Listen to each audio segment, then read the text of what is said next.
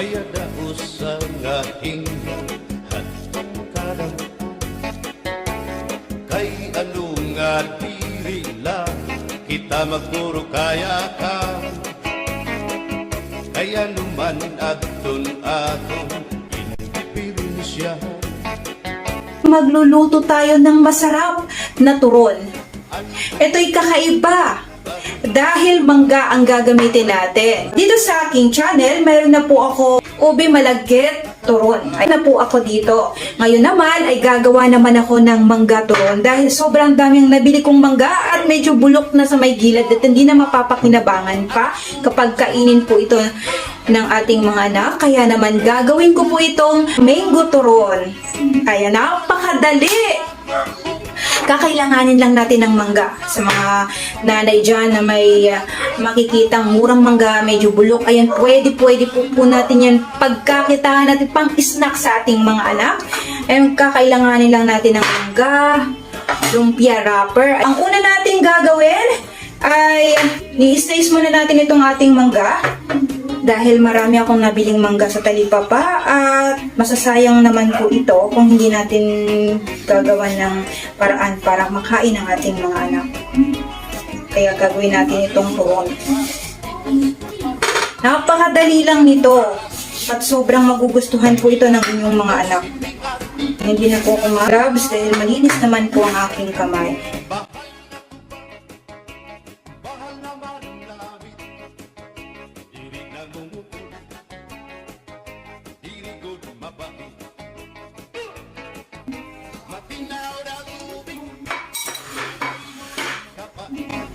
Ngayon naman, kayo rin natin.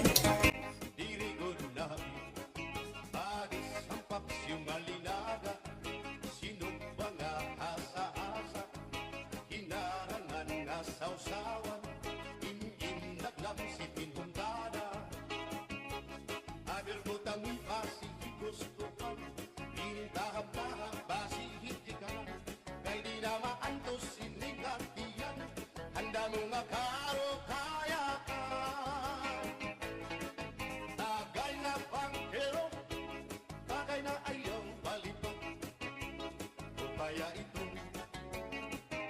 imo pagpalakan.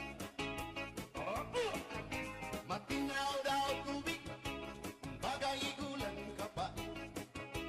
Nalap no'y abot un, diri ko labi. Tapos natin na-slice ito. Lulutuin na po natin. Muna natin ilalagay cornstarch. And ating cornstarch ay 1/3. Tutunawin natin dito sa ating tubig.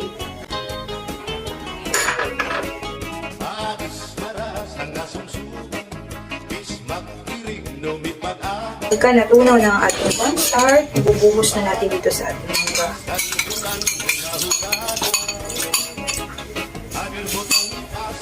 1 cup na ating asukal. Kahit anong asukal, mas maganda ang puti para hindi magbago ang kulay niya. Pagkatapos, isasalang na po natin. Lutuin na po natin ito hanggang sa lumapot. At ayan na nga po, isasalang na po natin ito sa mahinang apoy lang po. Huwag natin lalakasan ang apoy dahil madali lang po itong masunog sa ilalim. Kailangan hahaluin natin po ito palagi at matyaga po natin itong lulutuin kasi kung hindi po natin ito pagtsatsagaan hanggang sa tumigas itong ating mango or mango jam muna ang gagawin natin kasi ilalagay nga po natin ito sa lumpia wrapper. Kailangan medyo matigas ang pagluluto natin nito. Hindi po pwedeng malapot lang o hindi po pwedeng parang malabsak pa siya na may tubig dahil nga po kapag balutin natin yan sa ating wrapper ay lalabas. Kaya kailangan medyo matigas na po ang pagluluto natin dito. Or kung sa tingin nyo ay kulang pa kayo sa cornstarch or kulang kayo sa all-purpose flour na hinahalo nyo po sa ating mangga, kailangan magdagdag pa kayo para mabilis po siyang maging matigas itong ating mangga na niluto. So, ayan na nga po, tuloy-tuloy lang po ang ating pagluluto nito hanggang sa okay na itong ating mango turon. Once na ganito na siya at ayan, matigas na, pwede na po natin yan na ilagay sa ating lumpia wrapper at talagang hindi na po yan talaga lalabas.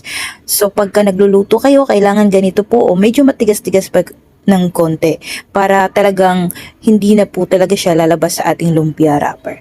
Pagka okay na at alam nyo na sa tingin nyo ay okay na, pwede nyo na pong haluin. Uulitin ko, kailangan medyo matigas para po ito ma-form ng turon na hindi po lalabas sa wrapper.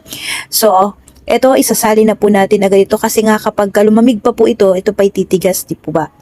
Pagka okay na yan, gagawa na tayo ng sauce ng ating mango turon. Sa pagluluto ng mango turon, Ng ating mango turon, condensed milk na ang kanyang brand ay Cowbell. Ito po ang ginamit ko kasi ito ay mura at masarap naman po siya, hindi ganun katamis. Maglalagay tayo dito ng cornstarch. Ito ay 1/2 tablespoon. Parang equivalent niya ay 1 teaspoon. Ayan, 1/2 lang ang gagamitin mga kawaray. Kasi para hindi ganun siya kalapot. Konting cornstarch lang po. Maglalagay tayo ng mango flavor. Ay konti lang para magkulay lang itong ating gagawing sauce ng yellow. Kung wala naman kayong mango flavor, okay lang po yan. Maglagay na lang kayo ng food color na yellow. So, ayan, hahaluin lang natin ito hanggang sa ito ay walang pamungo. Itong ating kalan ay nakapatay muna po ito. Bago natin buksan itong ating kalan, dapat ay nahalo na natin itong ating cornstarch para walang pamungo po. Nakapatay pa po itong ating kalan. At bubuksan na po natin kasi wala na akong nakikita pamumuo. Ayan, yellow na din po ang kulay ng ating sauce. Sa walang mango flavor, pwede lang, okay lang po yan kung wala kayong mango flavor. Lagyan nyo lang po ng yellow. Nabuksan ko na po ang ating kalaman din. Hahaluin lang natin hanggang sa lumapot ito. Okay na po ito. Malapot na po itong ating sauce ng ating mango turon. Patayin na po natin ang ating apoy. Ang ating sauce ay okay na. Luto na rin po ito. Haluin lang natin. Palutin na po natin ito sa ating lumpia wrapper. Ayan. Dinoble ko po siya. Dalawa po ang ginamit ko para medyo makapal at hindi madaling magbutas. Ayan. Dinoble ko po yung ating lumpia para hindi madaling magbutas at makapal. Ayan, parang ganyan po siya. Patayin ng tubig. Sasawa natin para bumigay. Diba?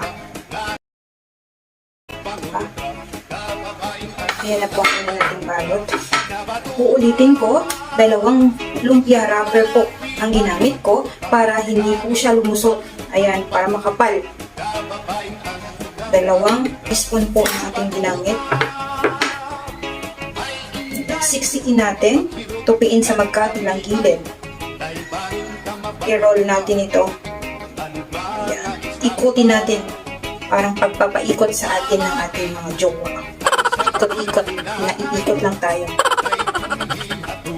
Doble po. Dinoble natin ang ating pagmamahal. Tapos, babalik lang sa atin ay paiikot-ikotin lang tayo. Ayan. Dinoble natin yan para walang ligtas.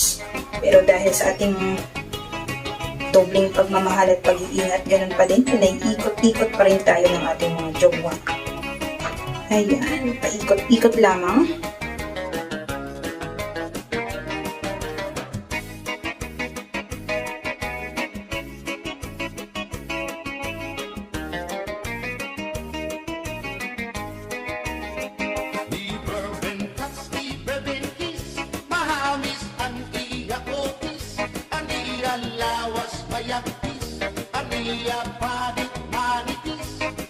Magbusag ang mga paa, aniya, ini makula-kula, baga-baga, hinhinog na makupa.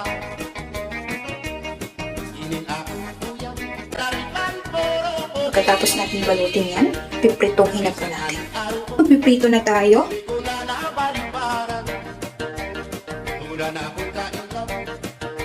Napakadali lang nito mga kawaray at alam kong mabilis nilang po ito magagawa. Uulitin ko, kung sakaling magpapa-order kayo nito, lulutuin nyo lang po ito kapag kami nag-order na sa inyo. Lalagyan nyo lang po ito sa inyong prito. sa pagpiprito ng ating mango turon. Kailangan po ay alalay lang po ang ating apoy dito. Hindi po malakas dahil mabilis lang po itong masunog. Or suggest ko sa inyo, kapag marami naman kayong mantika, kailangan po madami po para mabilis lang po siyang maluto at hindi nyo na po yan babaliktarin. At dahil nga ako, dahil wala naman ako madaming mantika, 10 lang naman din po ito, kaya ang ginawa ko, ayan, pinalibaliktad-baliktad ko na lang. Pero kung business or pang business ang gagawin nyo, kailangan talaga madami ang mantika para hindi po kayo mahirapan at mabilis lang po itong maluto. Sa gagawa nito, pwede nyo po itong ilagay lang sa ref muna kapag mayroon nang nag-o-order, tsaka nyo po sila piprituhan. Or pwede nyo po itong ibenta ng naka-plastic na nakapak na siya pero hilaw para sila na lang po ang magluluto at hindi na kayo mahihirapan pa. Pagka kayo naman ay magbebenta, babaan nyo na lang po kapag hilaw po or piprituhin pa lang ang inyong turon. Babaan nyo na lang po ang price niya. So pagka matapos na nating prituhin yan, talagang magugustuhan ng inyong mga anak yan. At para siyang mango pie na nabibili sa Jollibee, ayan. Sobrang sarap niya, simple lang ang pagkaluto, the best po talaga siya. Na po mga kawaray, tapos na po natin. Ito yung hindi natin na prinito. Pwede po natin yan prituhin kapag nagugutom tayo, pang snack natin. And then kung kayo naman ay magpapa-order, lagay niyo po ito sa plastic. Ayan. Ayan. Ito lalagay ko dito 3. Para kapag i-repack lang natin. 3 piraso. Ayan. Kung kasya namang 4, pwede niyo po ibenta ito ng 4 100. Hindi na kayo lugi kasi ang bili ko lang naman ng aking mangga ay 100. Dahil yan ay hinog na hinog na. Ayan, 4 100 po. Pwede niyo po yan ibenta. Ganyan. Diba? Magkapantay po. Hindi na ako gagamit dito ng gloves. Okay na po yan. Kapag maarte ang nanonood, pasensya na. At ito'y malinis naman ang aking kamay. At saka ito ay pangkain lang namin. So, ayan. 4 100. Saktong-sakto po yan. Lalagay lang po natin ito sa ref. Ganyan. 4 100 po yan.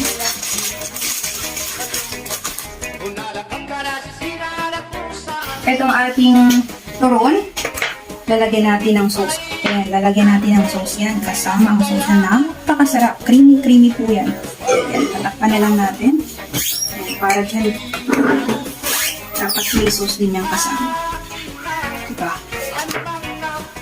Wow. Napakasarap.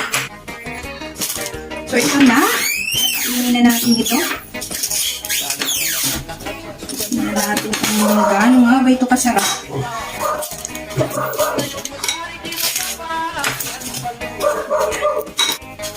Tawasan natin. Ulit. Kainin natin yan.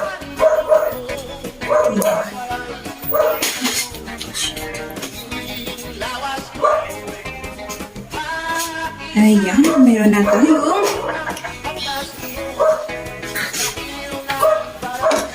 turon. Sa mangga mango turon. Ito naman lalagyan natin. Ayan, ang sarap ng ating lawas mga kawaray. Hindi kayo magsisisi dito. Sa mga gustong ibenta to ngayong marami ang mangga at mura ang mangga. Mura pa.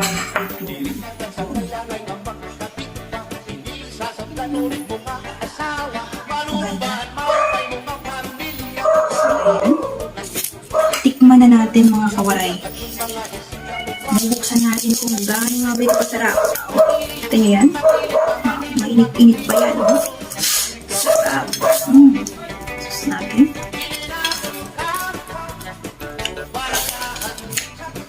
The best. The best itong ating mango turon.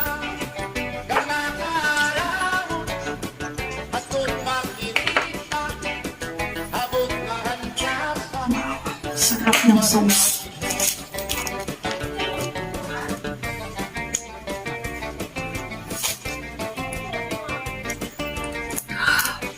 So, ayan mga kawaray, kung nagustuhan nyo po ang aking video ngayon, i-like unsubscribe nyo po ang aking YouTube channel. God bless po sa ating lahat mga kawaray, hanggang sa susunod ulit sa aking isa namang madiskarting waray recipe. God bless po sa ating lahat. Pinabalas ang ating lakas, lumugan sobra na pagsinaya. Sigurado na